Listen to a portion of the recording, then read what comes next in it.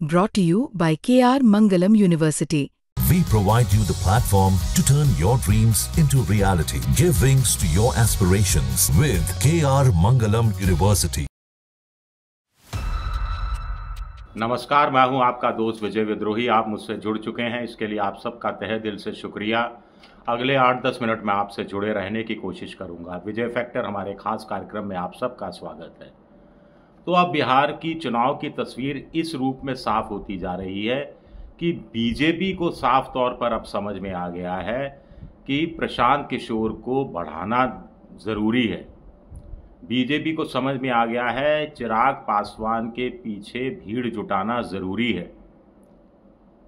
BJP को समझ में आ गया है कि अगर इंडिया बनाम एनडीए के बीच में मुकाबला हुआ, यानी बाईपोलर चुनाव हुआ, दो बड़े महागठबंधनों के बीच में चुनाव हुआ, तो इस बार बीजेपी को मात खानी पड़ सकती है। एनडीए को हार का मुंह भी देखना पड़ सकता है, या चुनाव जीतना इतना आसान रहने वाला नहीं है।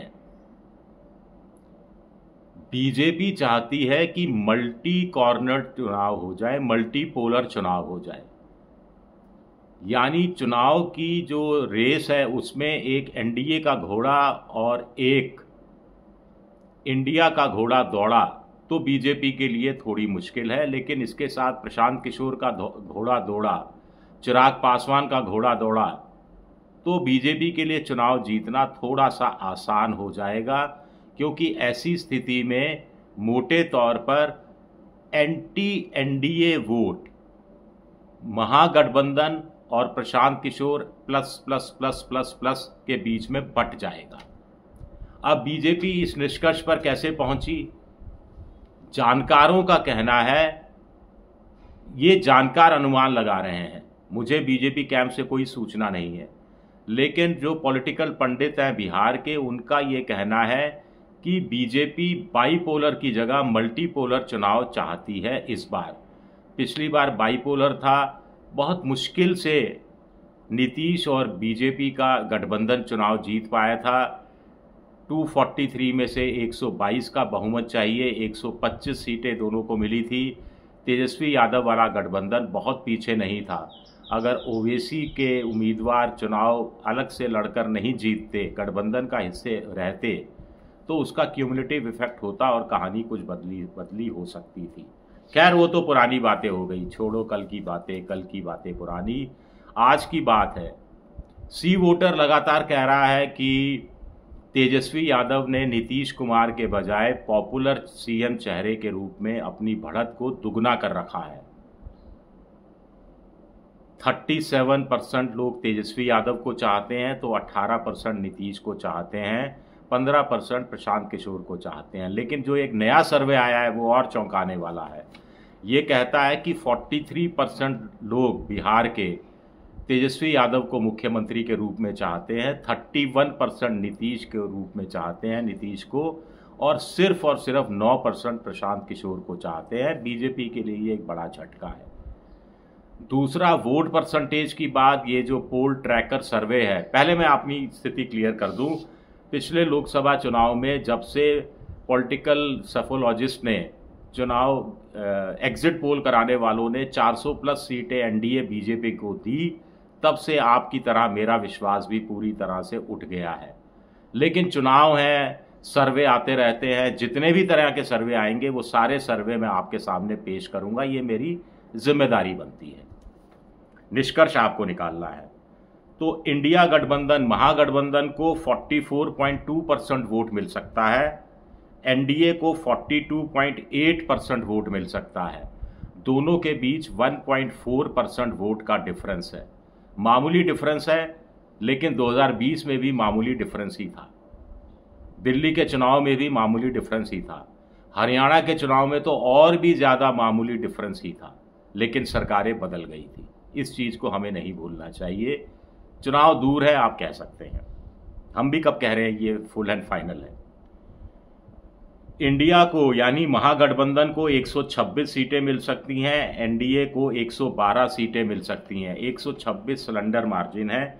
लेकिन बीजेपी के लिए संकट है। प्रशांत किशोर का सिर्फ 2.7% वोट हासिल करना जो सर्वे बता रहा है, और सिर्फ एक सीट मिलती हुई दिखाई देना। 2.7% मजे की बात नहीं हुई। इसके अलावा जो अन्य हैं उनके खातों में 10.3% वोट जा सकता है। ये अन्य अभी भी स्थिति में है कि इंडिया या एनडीए में से किसी का गणित फिर नए सिरे से बिगाड़ सके या नए सिरे से सुधार सके।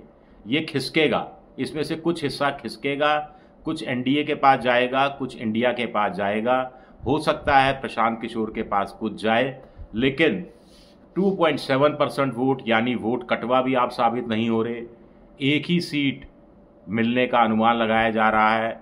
ये अफसोसनाक है और ये बीजेपी के लिए गहरा झटका है, क्योंकि बीजेपी को लग रहा था कि प्रशांत किशोर एनडीए का जो एंटी वोटर है उसका एक बड़ा चंक लेने में कामयाब हो सकते हैं, जिससे बाय डिफ़ॉल्ट इंडिया गठबंधन को नुकसान उठाना पड़ सकता है। लेकिन ये सर्वे इस तरफ कोई इशारा करता हुआ दिखाई नहीं दे रहा है। एक और इंटरेस्टिंग बात है इस सर्वे में, युवा वोटरों के बीच में। बिहार में युवा वोटर है, बेरोजगार वोटर है, महंगाई का, रोजगार का मारा वोटर है। सी वोटर कह ही चुका है कि 45% वोटर मानकर चलते हैं कि बेरोजगारी सबसे बड़ी समस्या है।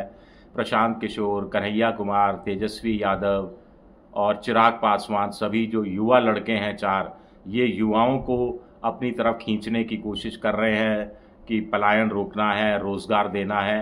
तो ऐसे में जो युवा वोटर की पहली पसंद कौन है? मोदी जी के लिए झटका है। युवा वोटरों की पहली पसंद राहुल गांधी है, 47% लोग ये कह रहे हैं। नरेंद्र मोदी दूसरे नंबर पर आते हैं, 39% लोग कह रहे हैं। 8% वोट का फासला है। हालांकि चुनाव बिहार की जनता को देश के प्रधानमंत्री पद के लिए नहीं करना है, मुख्यमंत्री कौन बनेगा इसके लिए करना है, जहां तेजस्वी यादव ने नीतीश कुमार पर बाजी मारी हुई है। लेकिन राहुल गांधी की मोराल बूस्टिंग के लिए ये सर्वे ठीक माना जा सकता है।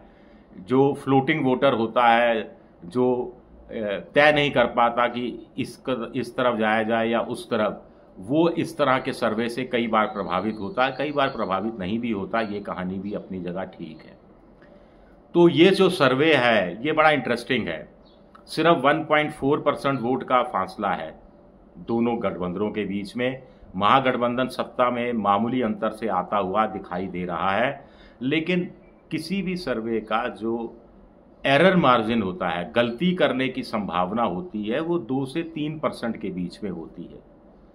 अगर 1.4% का डिफरेंस है इंडिया गठबंधन के पक्ष में और एरर ऑफ मार्जिन 2 से 3% है, तो इस सर्वे का कोई मतलब नहीं रह जाता इस रूप में, क्योंकि कहानी कहीं भी जा सकती है, कहीं भी पलट सकती है। दूसरा, अभी कैंडिडेट अनाउंस नहीं हुए हैं, कौन कितनी जगह से लड़ेगा ये भी पता नहीं है, किस सीट से कौन लड़ेगा ये भी पता नहीं है, किस सीट पर किस जाति का दोनों गठबंधनों की तरफ से उम्मीदवार होगा और वहां प्रशांत किशोर या अन्य किस जाति के उम्मीदवार को टिकट देंगे और उस जाति का उम्मीदवार सजातीय जाति का वोट काटने में कितना कामयाब होगा, नहीं होगा, ये इंटरेस्टिंग है। एक और बात इस सर्वे का इंटरेस्टिंग पॉइंट ये है कि ऑपरेशन सिंदूर के बाद ये सर्वे कराया गया है, ऐसा बताया जा रहा है, उसके आसपास सर्वे कराया गया है। और ऑपरेशन सिंदूर का कोई असर, पॉजिटिव असर बिहार की जनता में एनडीए के प्रति दिखाई नहीं दे रहा, रुझान नहीं दिखाई दे रहा। अगर रुझान होता, इस कदर राष्ट्रवाद का उन्माद होता जैसा टीवी चैनलों में था, तो एनडीए 140 के पार हो जाती। कम से कम सर्वे में ये कुछ दिखाई नहीं दे रहा है। एंटी इनकम्बेंसी है, डबल इंजन सरकारों से लोग दुखी हैं। 20 साल नीतीश कुमार को देखते देखते लोग पक गए हैं, बदलाव चाहते हैं, तब्दीली चाहते हैं। ये सारे मुद्दे हैं, लेकिन ये मुद्दे अभी व्यापक रूप में वोट में ट्रांसफ़र होते दिखाई नहीं दे रहे। अगर ये मुद्दे व्यापक रूप से वोट में ट्रांसफ़र होते दिखाई देते तो इंडिया गठबंधन को इस सर्वे में 140 पार हो जाना चाहिए था, जो होता हुआ दिखाई नहीं दे रहा है। तो दोनों पक्ष इस रूप में इस सर्वे से खुश भी हो सकते हैं, राहत भी हासिल कर सकते हैं और अपने लिए सबक सीख भी सीख सकते हैं। शुक्रिया मेरा ये वीडियो देखने के लिए। पसंद आए तो लाइक कीजिए, सब्सक्राइब कीजिए, शेयर कीजिए। शुक्रिया।